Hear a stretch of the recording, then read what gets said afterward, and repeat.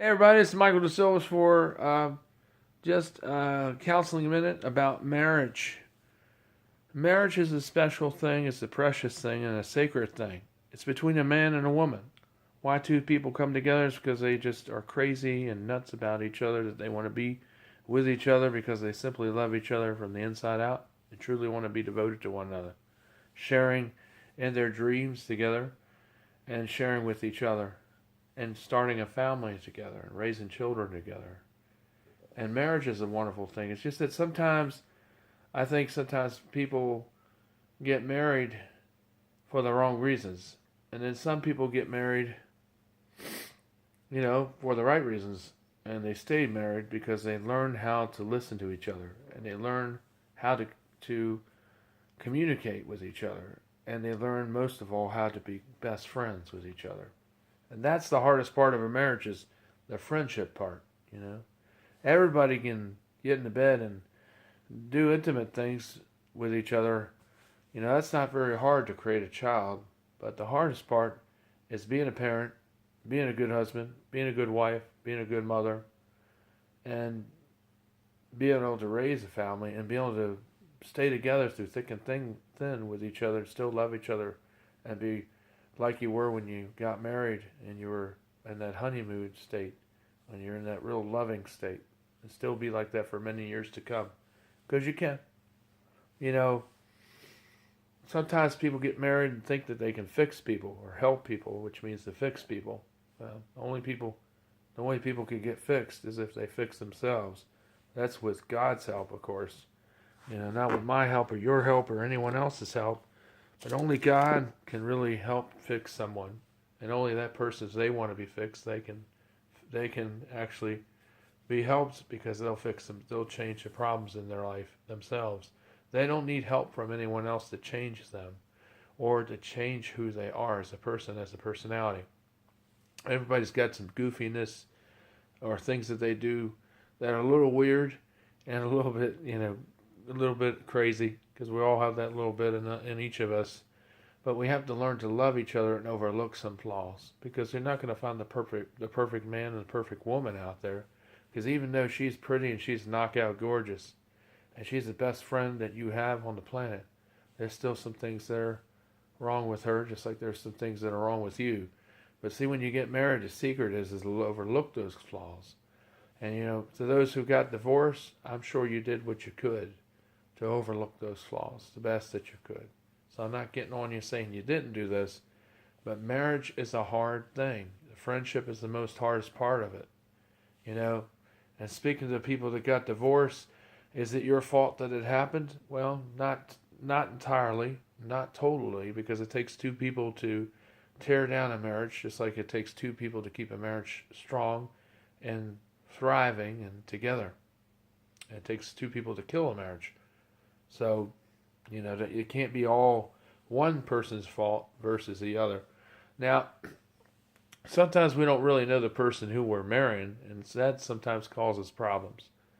Sometimes we didn't know a side or a personality of the person because they kind of hid that from us because they didn't want us to see that, or they kind of pushed us away, or didn't want to, really reveal that until you married them. And maybe they thought, well, maybe you would just stay with them anyway to put up with all their stuff. Uh, but really, in reality, you have to tell the person who you love. You should tell everyone everything. You don't want to hide anything and be sneaky or lie about anything. Because see, if you lie about one thing, then basically all that is like a downward spiral, and it sets off that question in their mind: are they lying about things all the time? If you lied about one thing, that's what your other spouse is going to think. Even when you're telling the truth, they're still going to think you're lying. Or if you did something, like if you had an affair with someone, even though they forgave you, they still can't trust you because they think you might cheat on them again. So that's why you want to be faithful and devoted to your spouse.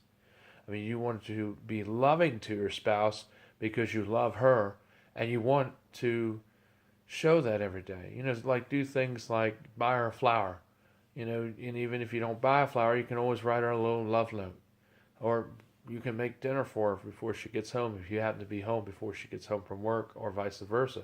or she can make dinner for you, and you can take turns and make dinner for her when she goes somewhere. And when she comes home, then you'll have supper made for her.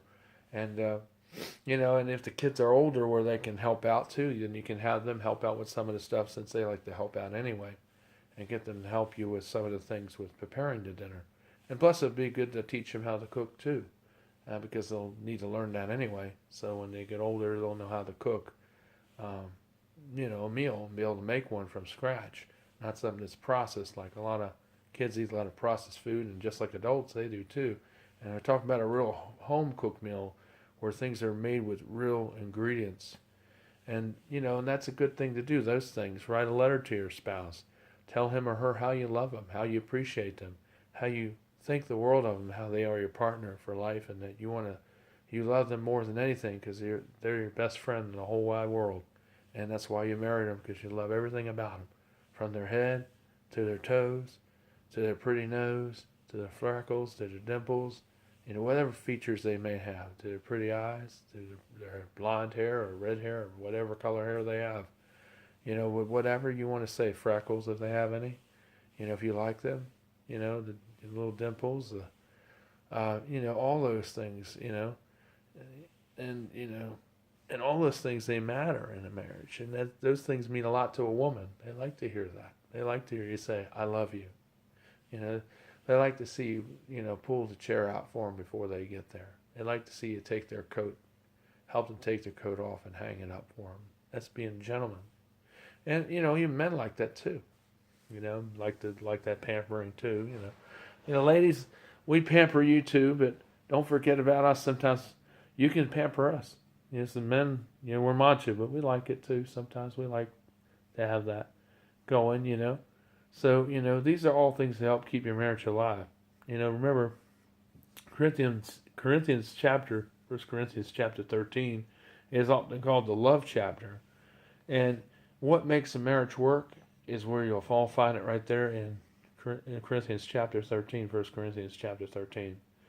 And it basically tells us that love does not envy, love does not boast, love does not keep a record of any wrong, love does not show malice, love is not to be abusive. I'm going to add that there. But I'm sure it says something like that there in the Bible. I'm just paraphrasing it. But love does not, keep, hide things from your wife or husband. Love is faithful. Love is not where we go and cheat on our husband or our wife. Love is faithful. Love is encouraging. Love is enduring. And love is communicating. Anytime there's something, it doesn't matter what it is, there's no reason why you have to hide it from your husband or your wife. There's no reason why you can't talk to them about it before you talk to anyone else. Because they're the one who you should go to first and foremost with your problems, is your spouse, who you're married to. All right? Now, like I said, some people, the reason why marriages don't work out is because they didn't know the person as well as they thought they didn't know, or this person who you married kept some things from you that they tried to hide away. And, of course, that never works. So it's always good to tell your partner for life, your wife, your husband, everything, because that's what will make your marriage better. When you can share those secrets with your wife or husband, because that's what you do in your marriage, and that's what you do when you're honest, and that's how you want to be in your marriage always. One thing you never do is you don't lie to your wife, you don't lie to your husband, you don't hide anything from them, you don't sneak around, you don't do things that are like that, because when you're married, you should be with them all the time. When you're not working, and when you're not when you're not doing things like errands and stuff, you should be with your husband or your wife all the time. You should be doing things together. You should be going on hiking trips, canoeing trips together. You should go to the beach together. It's fun. You have your best friend in your whole wide world. It's the best friend out of all the friends that you have. The closest and the most best friend that you have is your wife or your husband. And that is your best friend of all. That's why they become your only friend. I mean, you'll have other friends always, but your wife is always, or your husband is always the one you have to the end. They are the one that will always be with you They'll never forsake you. They'll be with you through thick and thin. But those people who got divorced, it's a sorry thing that happened. But always remember, like I said earlier on in this video, that you get out of the marriage what you put into it. So if you put in 120%, and your wife puts in 120%, then you'll both get that back in return. If you're not honest from the beginning, or if there are problems with one of you that are mental, then they have to be addressed either through counseling. You go to counseling together as a couple and get some medicine if you need therapy. If it includes therapy with medication, you need to do that. But do not try to hide this stuff from your other partner. It's important that you be honest totally with your partner. Okay? If you have things from the past, you need to tell your partner what they are so you can work through it together. When you get married, it's really like this. You share one another's burdens. Okay? It means everything. It's all the things in your past, the sins in the past, whatever you've done. If you feel like you need to share it with your wife, then she's the one you should be able to share it with, because she's not going to tell nobody. She's your wife. You can tell her anything. And it's the same way with your husband. Wives, same thing.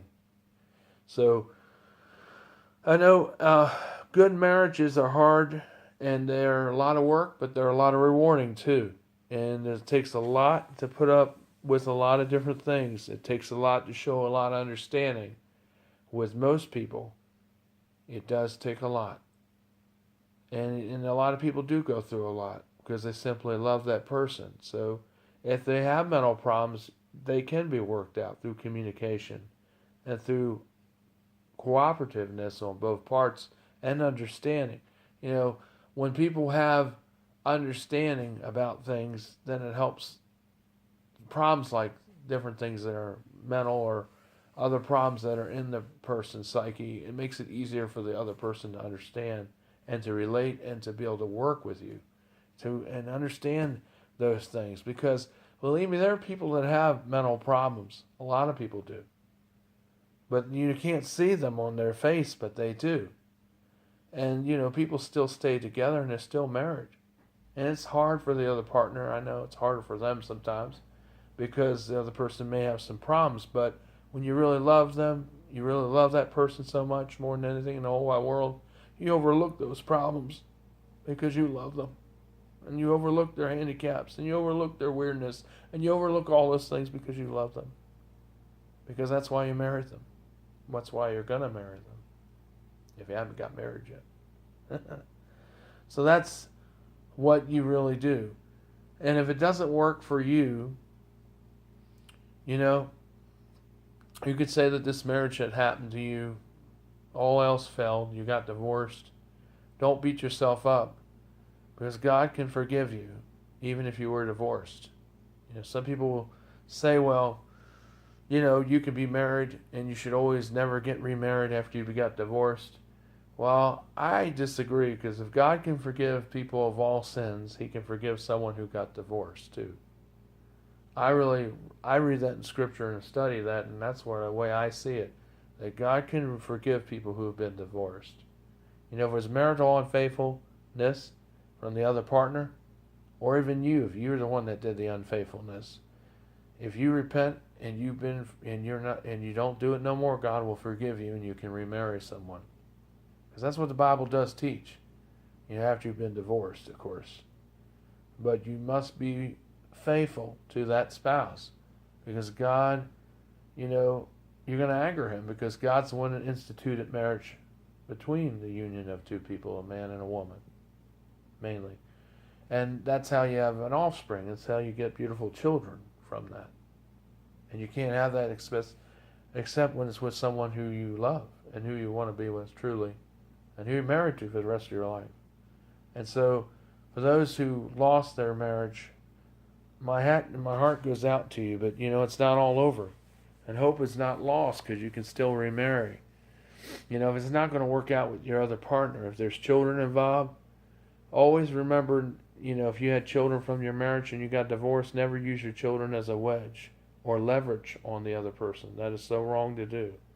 Don't try to ask your children to spy on your wife, on your former wife, your ex-wife, or your husband, vice versa. Don't let the children be the go-between.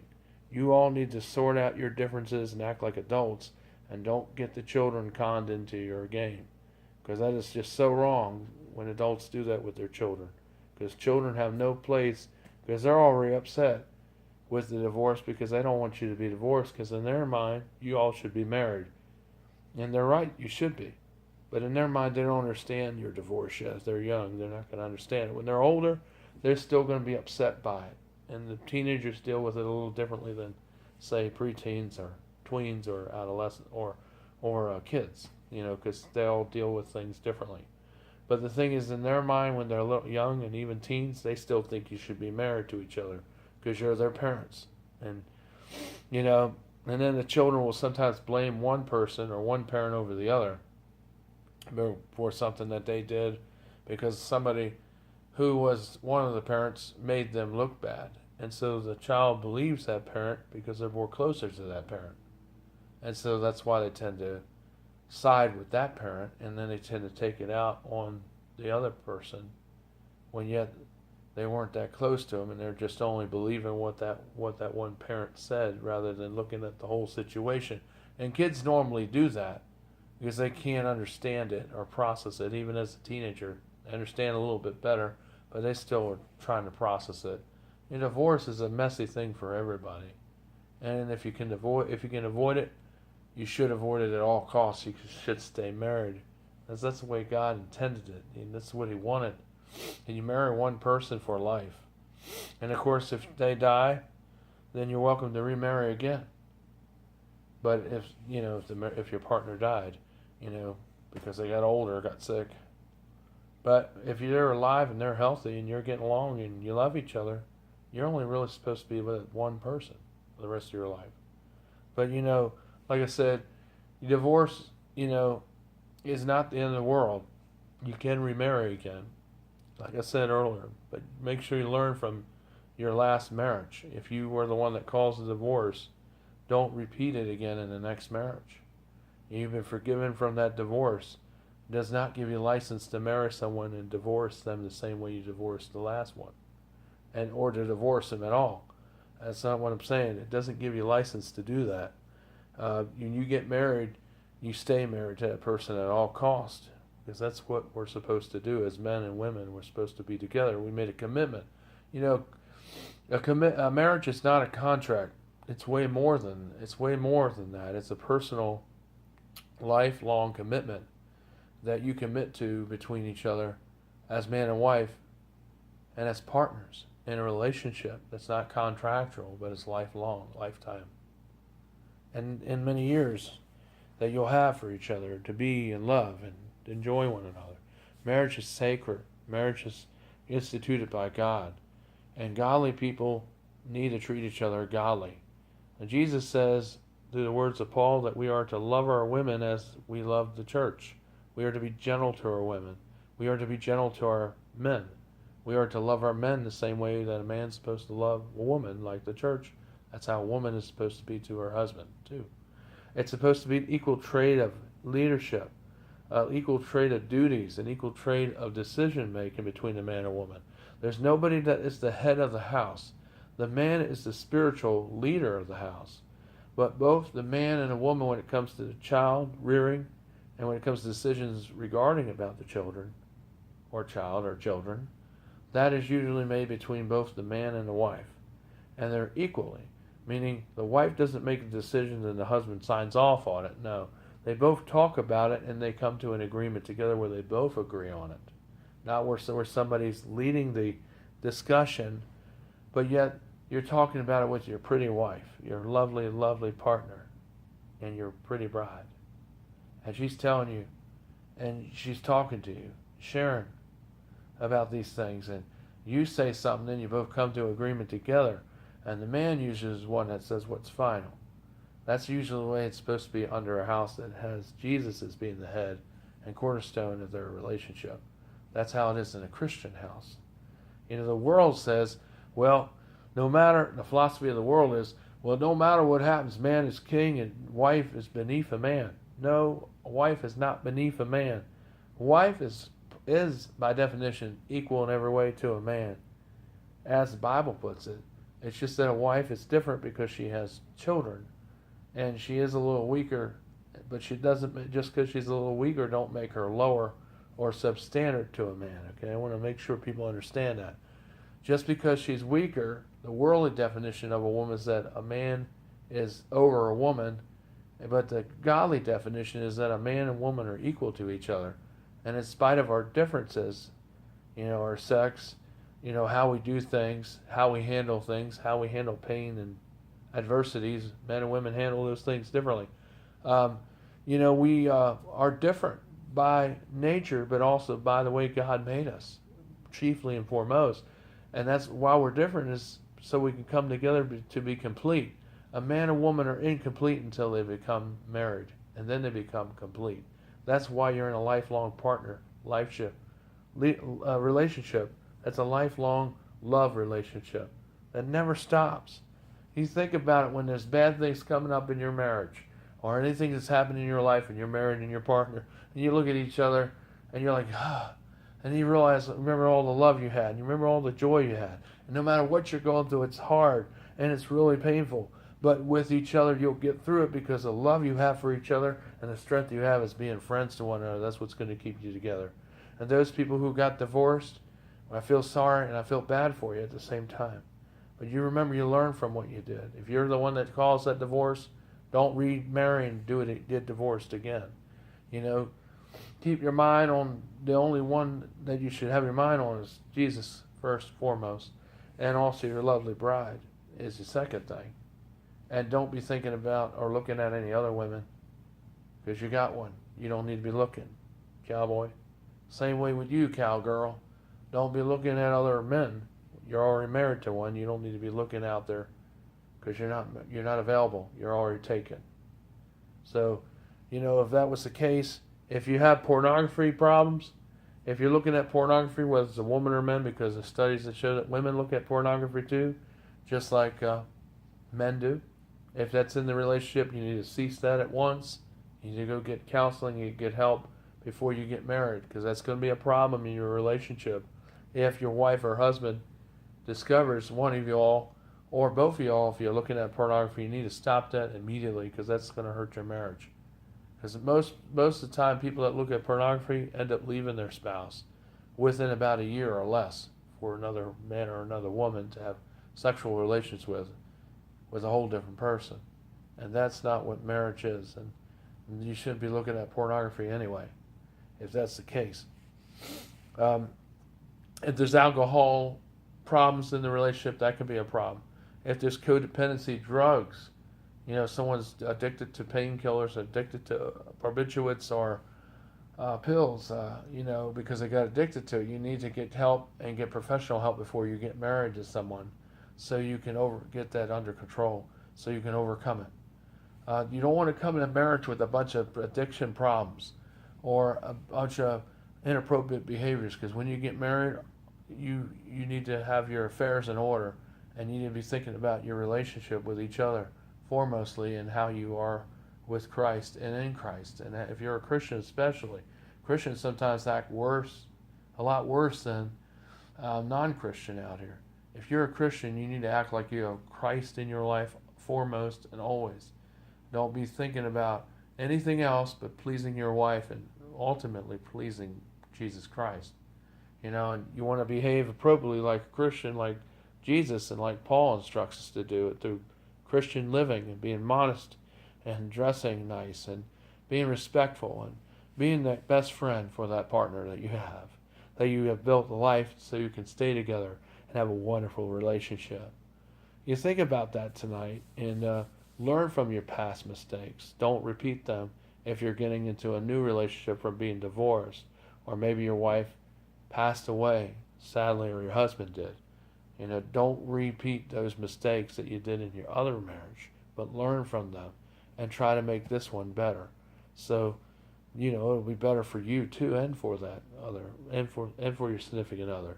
And always remember Don't repeat what you did from other marriages if you've been in other marriages.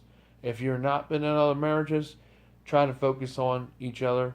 Try to do for your husband, and wives you do, and husbands do for your wives. And always think about them next to Christ. Christ is first, and He's always foremost, and your wife comes second. Always remember that. And your family, your kids, and and your church comes third. But God always comes first. Always give Him the glory and honor first, and all your concerns lift them up to Him first, and then share it with your wife, and share it with your husband, vice versa. But always put God first in everything you do, and always don't try to fix people. Don't marry people to fix them, because you can't fix them. Please listen to me, because I know what I'm talking about. You cannot fix anybody. I know some people get married that way, but you can't do that. Let God work with that person, and they will fix themselves. But you can't marry someone to fix them, because that will not work. Because if the person doesn't want to get help, just because you marry them is not going to solve their problems or get rid of the problems. It's only a person that can truly fix their problems is that person, not you marrying them. So remember that. I love you. This is Michael DeSilvas, evangelist from New Hunter Church of Christ. Take care, everyone. God bless.